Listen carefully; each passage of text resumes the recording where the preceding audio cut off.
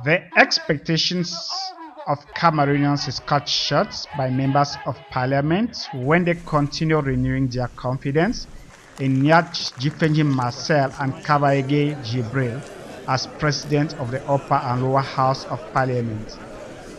You know, a regime has its rules. The BI regime has its rules.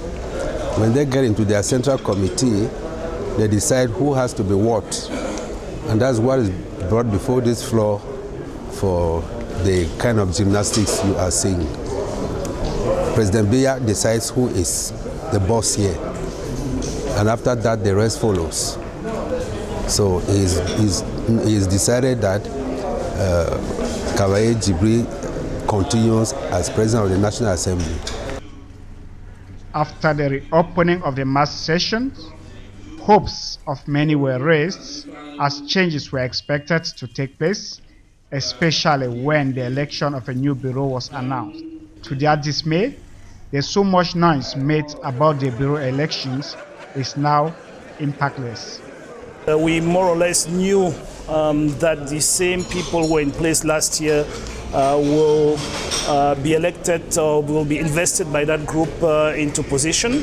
When we came at the beginning of this new session, we met documentation for 2014 that already bared as President of the National Assembly, Mr. Kabaye Jibril, so we know it was all done.